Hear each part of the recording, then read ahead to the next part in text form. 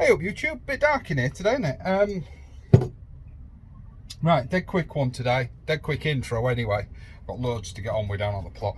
Just been to pick up about a ton of alpaca manure. As you guys know, I use that for damn near everything. So I've got that to sort of spread down the bottom half. I've got some seeds I want to sow. I'm going to take you home with me this week and you're going to see what I do with some of the peppers that I grow with regards to pickling some. So Peter Piper picked a pecker, yeah, that one. What else am I going to do? I don't know really. It's just a bit of housekeeping. I'm not really in the correct attire for gardening. I had the intention of just dropping off the manure today, but that I might stick around a bit longer. I never set the time on that timer.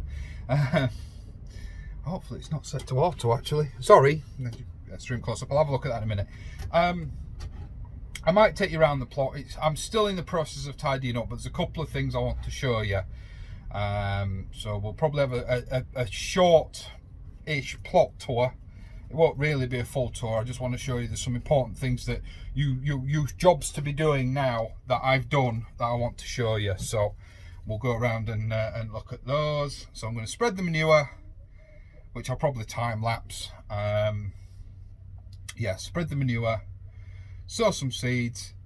I've already recorded the video for at home, which is pickling some chilies, some pepproncini chilies, really nice peppers. I don't really know they should be called chilies, they're not that spicy, but anyway, we'll cross that bridge. I've got a bit of harvesting to do. I've got some lettuce. I need to take some lettuce home for tonight's dinner, some tomatoes, some other bits and bobs. My corn's not ready yet. I was hoping for some sweet corn, it's not ready yet. What else? I think I've got some pumpkins I need to take off actually. So yeah, we'll have a bit of a shufty round. So I'm going to start with doing that manure. So I'll see you out there.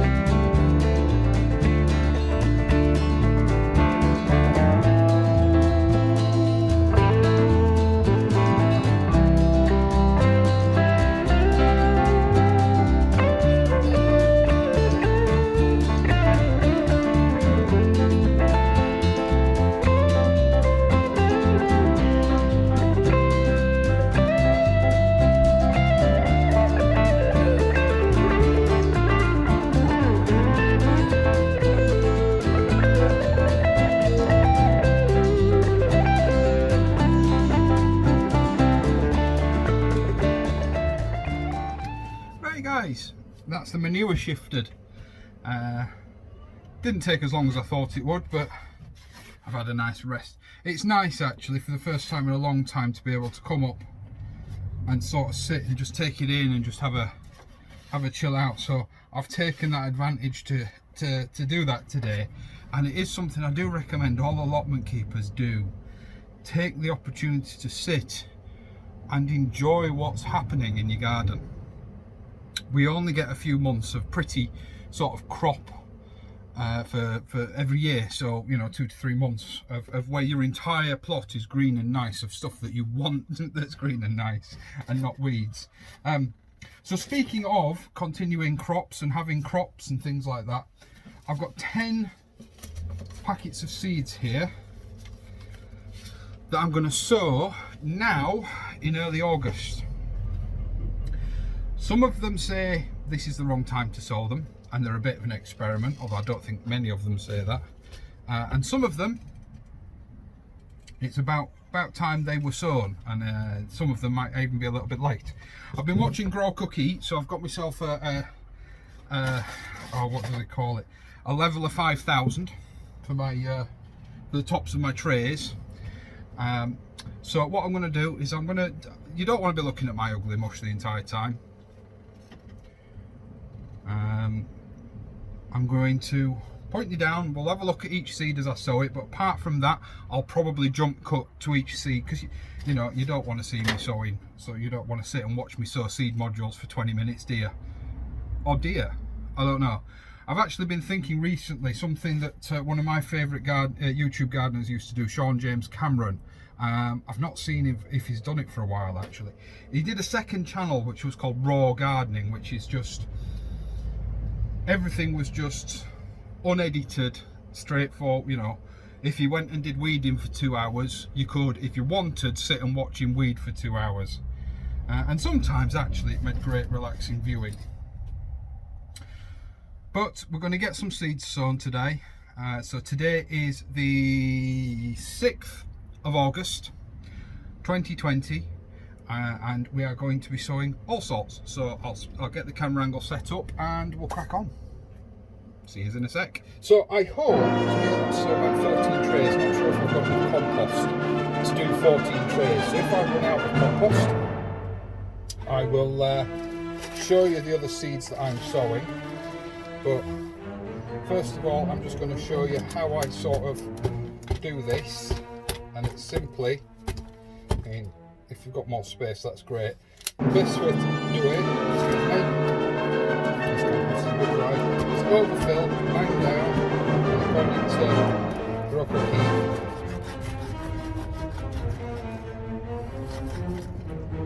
You then use your level of 5,000 to level off the tops of your trays. We're going to start with this that Charlotte wanted, that came with this month's Kitchen Garden magazine. That is this Chinese kale, kale-an. Just very quickly, where to sow seed outdoors from late spring to early autumn. I always sow into modules, so I ignore that bit. So thinly, with a typo, direct into well prepared site in rows 30 centimeters, 12 inches apart. Just covering the seed with soil, keep moist. So all I'm going to do, I've got my little gibber here, is I'm just going to create a very shallow, in fact, I'm not even going to do a full tray of this, I'm going to do half a tray. So I'm just going to create a very shallow, and I'm literally going 10 mil deep with that. Shake the seed pack down to the bottom.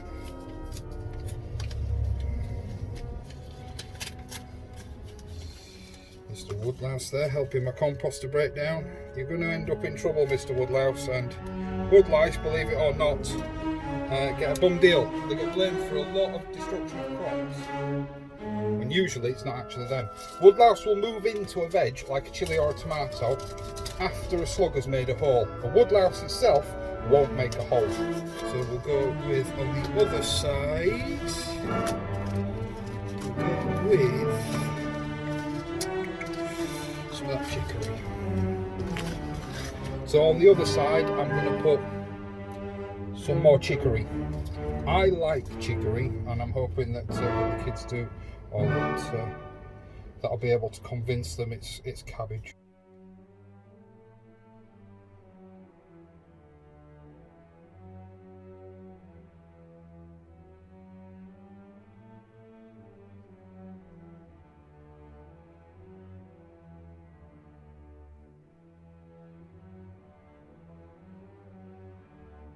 I can't state the importance of this enough.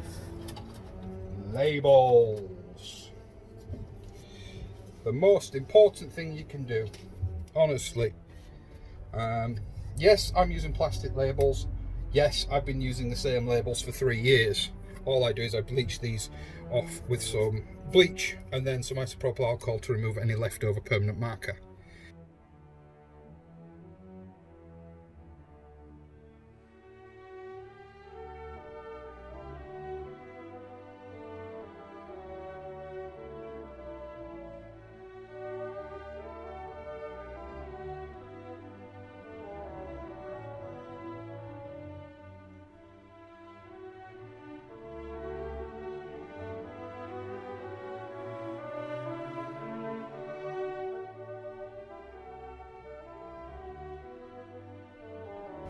But that's a July crop.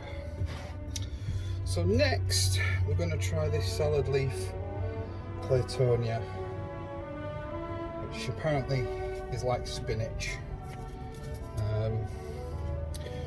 So run you through: sow thinly in prepared seed bed, 1/4 inch deep or 0.5 centimeters or 5 mil.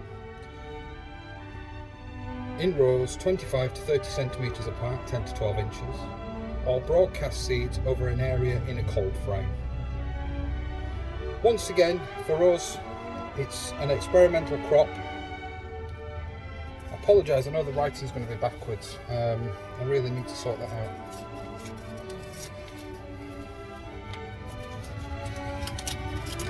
We're going to sow some of this anyway.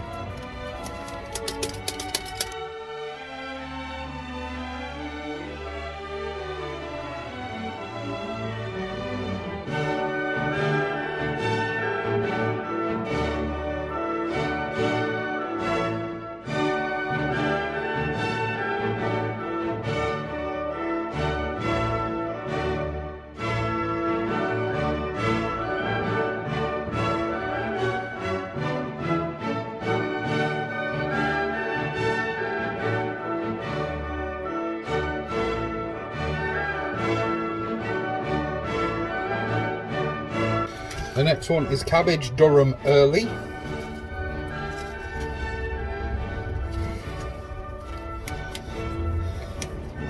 And these will probably spend all winter in their bed, so you need to be aware where you're going to sow them isn't going to be available. So like these will go where my potatoes were, probably next to my overwintered onions.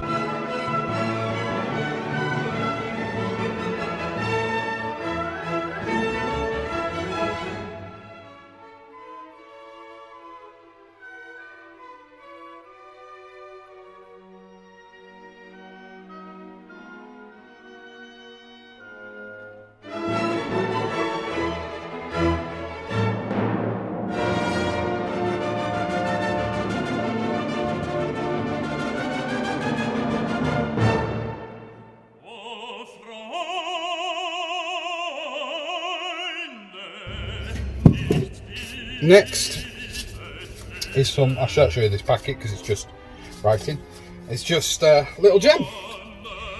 These are so quick to crop, guys, they really are. Sort of 5 or 6 weeks and you've got some nice little lettuce.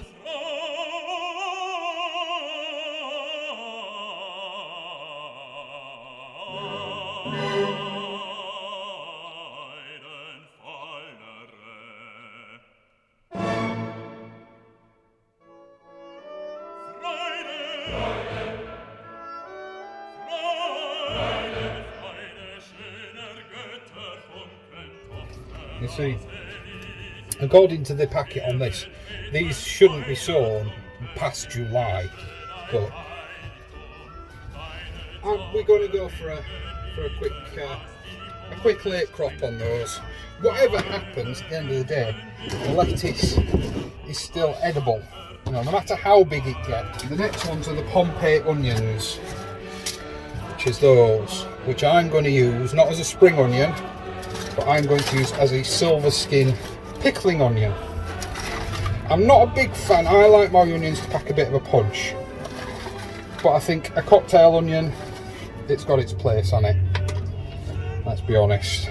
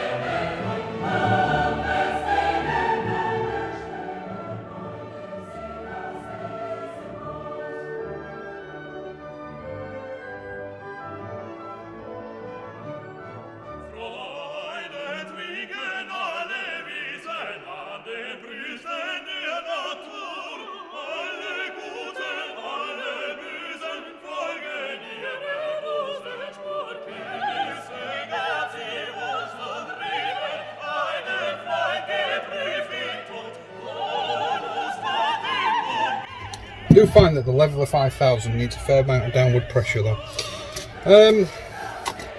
So next we're going to go with a probably mixed one again.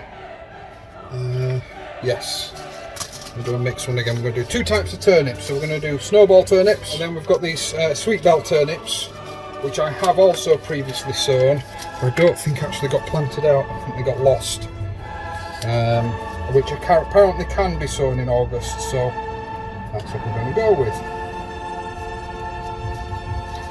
Can you guys see? I'm going to call them Alan and Alan. Yeah, I don't think you need me, you know. Yeah. Alan! Alan! So one of the last ones, an all year round cauliflower.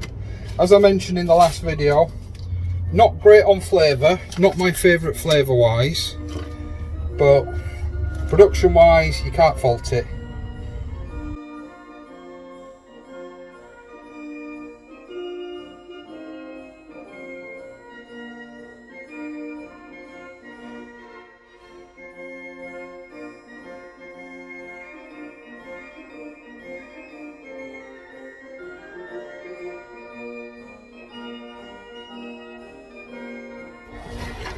The Sunshoe yellow onions. These are your overwintering onions. It's kind of a bit late to put them in. What does it say on the packet? Oh, this is August to September. So if you've not got your overwintering onions in, you're fine to still do them from seed. If you miss or decide late in the season that you want to do some overwintering onions,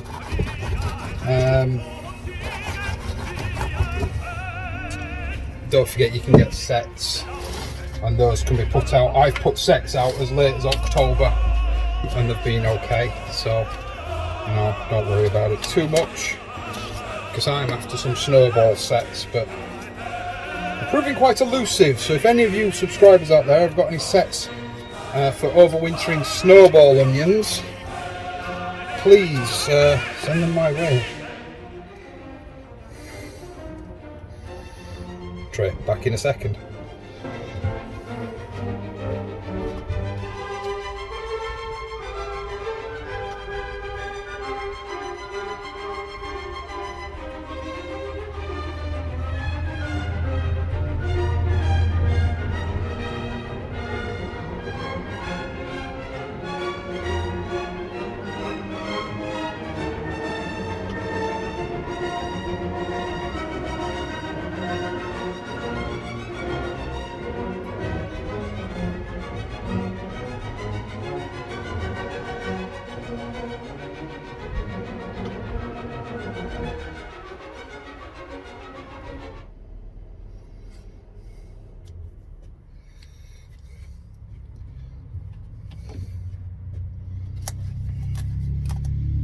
Last two into the water bath. I'll see you in a minute.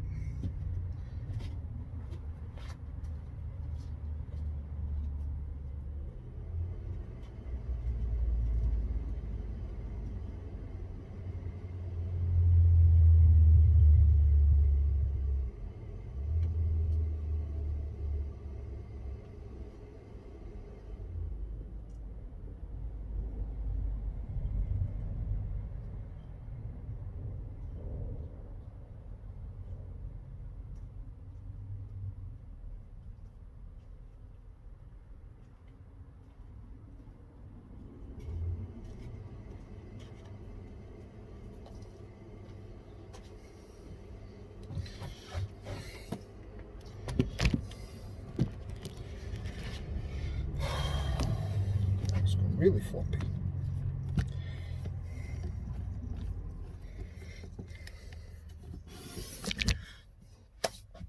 Right guys, so that is 10 seeds you can be sowing now in August, in early August.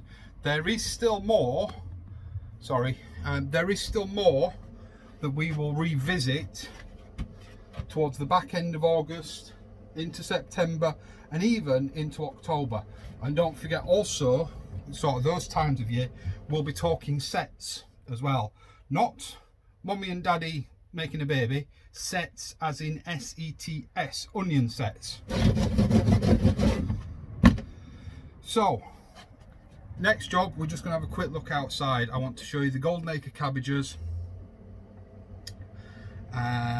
What else did I want to show you? Let's have a quick look around. Let's just have a quick look around, eh?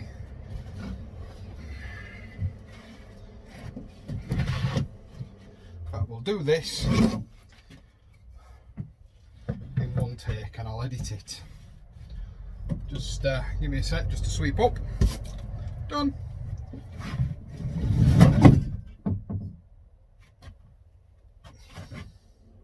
It's fine.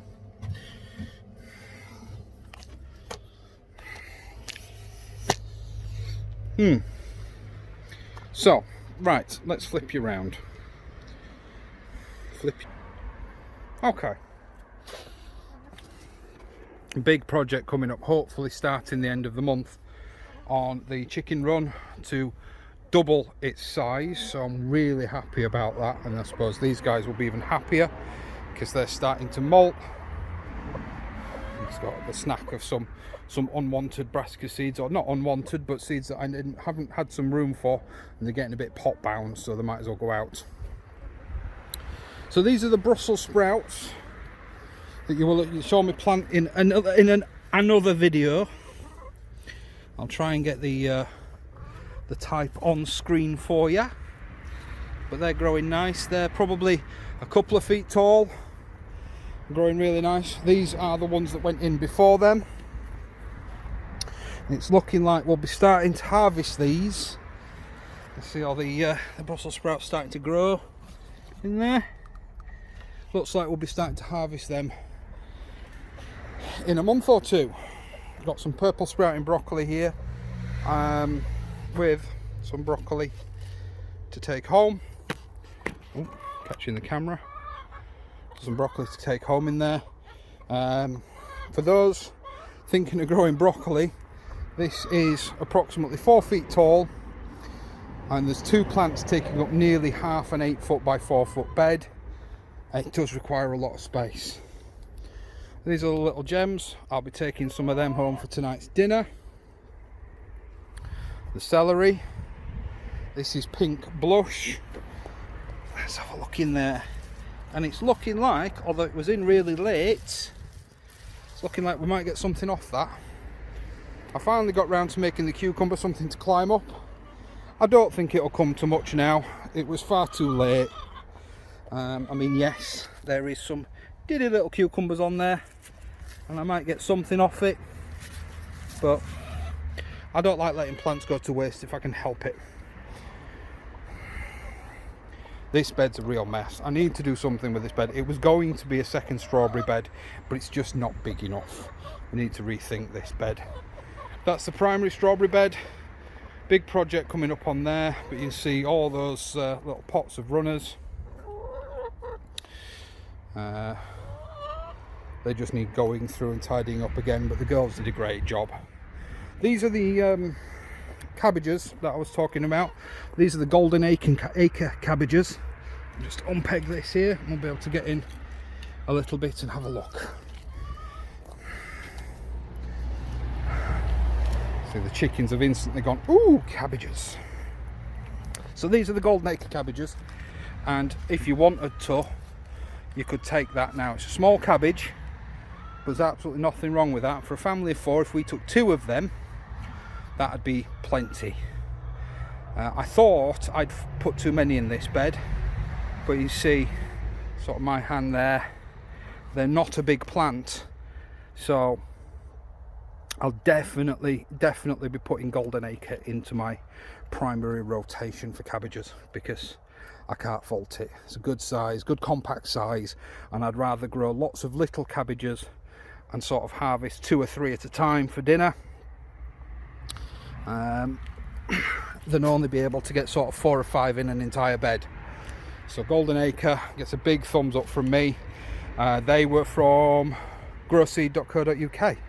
Don't forget, guys, when it comes to mentioning growseed.co.uk, you guys do get 10% off everything in your basket at checkout using the discount code CONVOSHED. These are the radicchios. and Swedes that you saw me plant. The Swedes are actually doing better than I thought they would. I didn't think they'd survive, but they're doing quite well. Just for you, Dean, I don't have any grapes to tickle, and I don't know if you watch my videos, but I'm going to tickle my low-hanging pear. There we go. Asparagus bed, apart from needing a good weed, for the first year, I'm quite happy actually with how they've come out. To say the rigmarole I went through with Marshalls, I will not be using Marshalls again for seeds. Their customer service has been horrendous. This is, as you saw in the start of the video, the alpaca manure. This must be a good sort of 5 to 6 inches deep now. It will get raked further out, but as the weather is warm and humid, I'm going to let the air get to it a little bit before I rake it, because it's very damp and it just clogs up the rake. But this is kind of what I wanted to show you. I mentioned in a video about taking the tops off the potato plants to let the skin set in the ground. You can see I have now done that. It was a 5-minute job, and I just buzzed down the line with a thick rope on a heavy duty strimmer, and they will stay in the ground now for a week or two. You can see I missed some that when I banked them up. You can see them poking through there. That one will be no good to eat. Remember, a green potato, or in my case actually a brown or black potato, because these are a red skin variety, the Desiris. Remember, they are no good to eat. They are actually poisonous and will make you very unwell. Do not eat green potatoes. Personally, this is personal, this is not me giving you advice. Personally, I do cut the green bits off and still use the rest of the potato, but that's me, and I'm not suggesting anybody else do that. These are what, you know, the weird hybrid pumpkins. There are some little pumpkins in there, which I'm really happy about. So I'm going to have some carvers this year. Unfortunately, I'm not going to have the loads of pumpkins that I wanted to sell, which is really upsetting. So please, guys, do head down into the description below. There is a link to a GoFundMe for Cancer Research UK. Please give what you can. I'm not going to have I'm not going to have the pumpkins to give away that I hoped. See that? I mean, that looks like, ow, like a marrow. It's massive. Then these were all the same seeds. I mean, every single plant that you're going to see were all the same seeds. So there's weird long orange things, the little orange pumpkins, this thing, which is actually probably looks a bit more like a pumpkin, this thing, which we've just looked at, all came from the same saved seeds from last year. So it goes to show how promiscuous pumpkins are. These also from the same saved seed. Luckily, it looks like there are some pumpkins there. Not a bad size. These were the jack-o'-lantern variety. I'll be buying them again. I shan't be saving seed. Again, it looks like pumpkins are too promiscuous for me to save seed from. But look at these two. Did a little plants. That looks more like a watermelon. That looks more like a long pumpkin. Once again, exact same plant. Exact same seeds, sorry.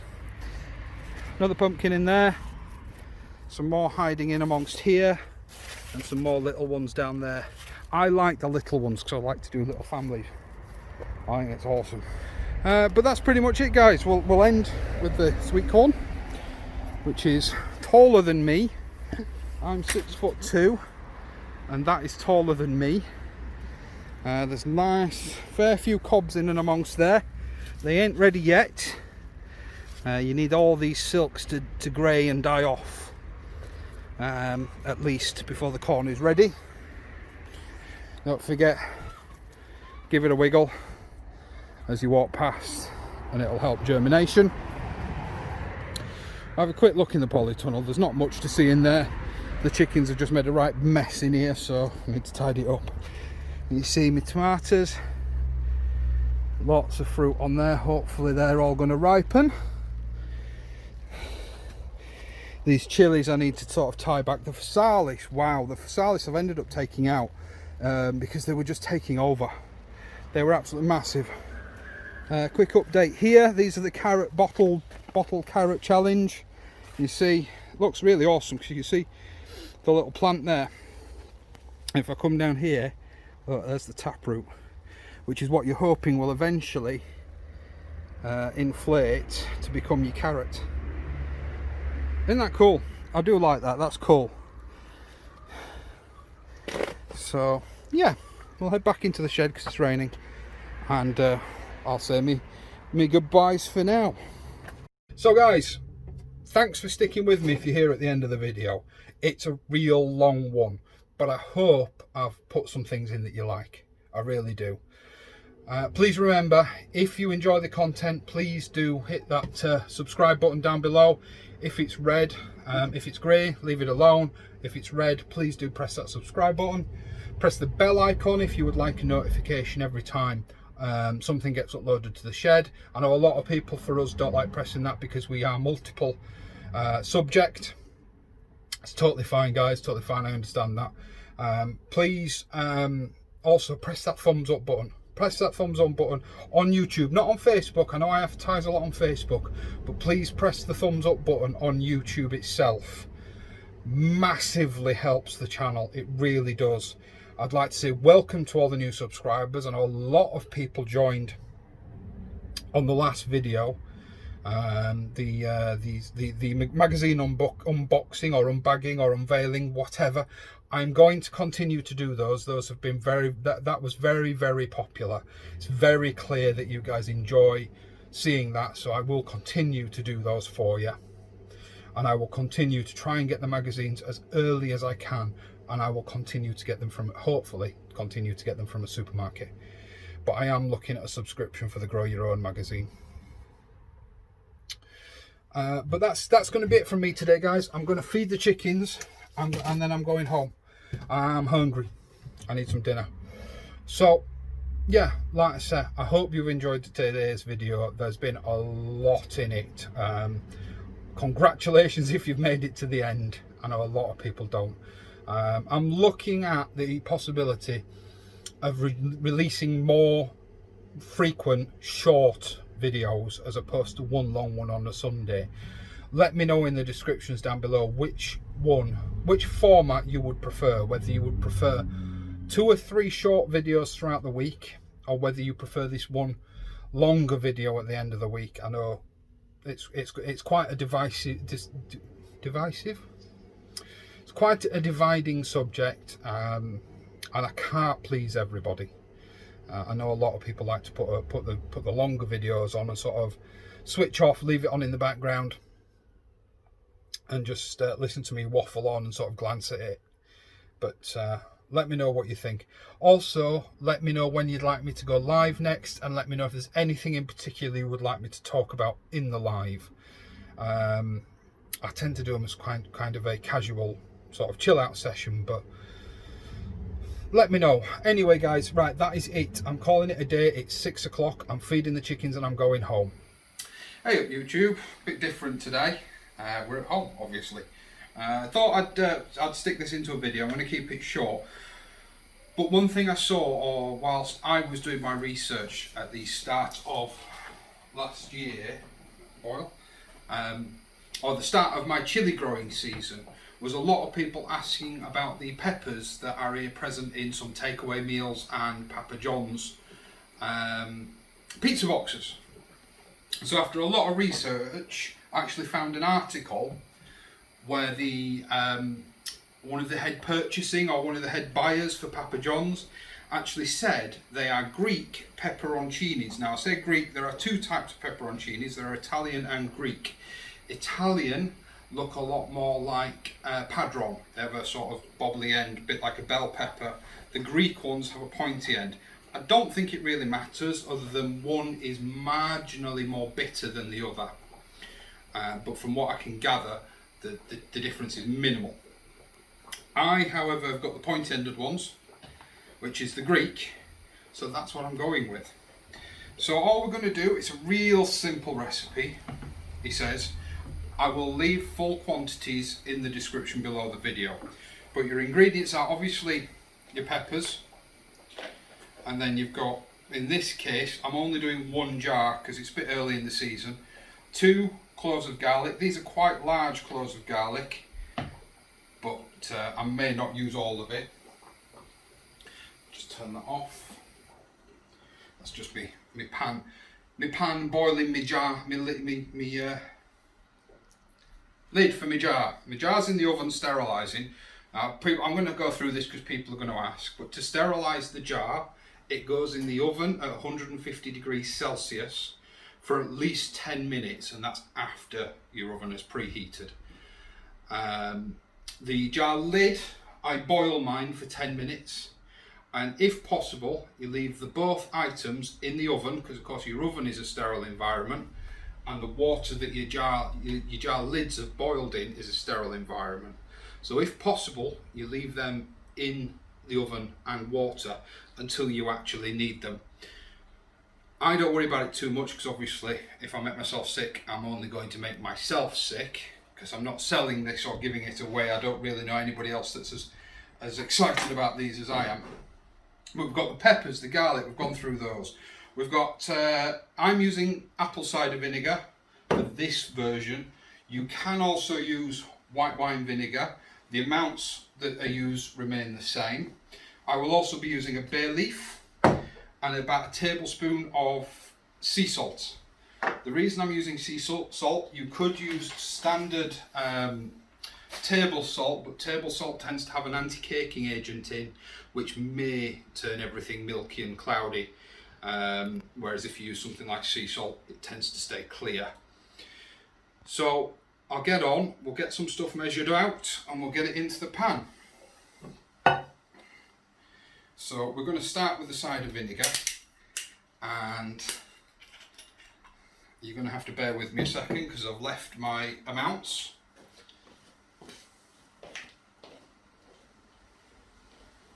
So because I'm doing a half batch, I'm just doing one jar, I want 240-ish mils of vinegar, and then it's the same again of water.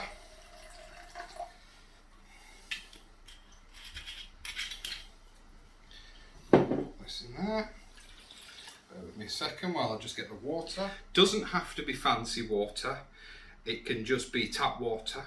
Filtered water in our case would be better, or bottled water would be better, because the water we have here in where we live is as hard as nails. And then we're just going to simply put about a tablespoon of salt, that's roughly about a tablespoon of salt, is going to go in there, and that's all just going to go on the hob and boil. It does want to be brought fully up to the boil, and if you've not boiled vinegar before, don't put your head over it when it's boiling. It'll knock your socks off. So while we're waiting for that vinegar and water and salt to come up to the boil, like I say, it does want to be boiling. It's part of the sort of sterilisation. So sorry, yeah, the camera shut off. So obviously, sort of here we had that really hot start to the year, and then it got really sort of cloudy and grey and rainy, and what that actually did for us pepper growers was quite a hindrance, because what it actually did was all the peppers had started growing, started producing. I just realised I've not slid these in, so a bay leaf, we'll slide it down the side here. Hot, hot, hot.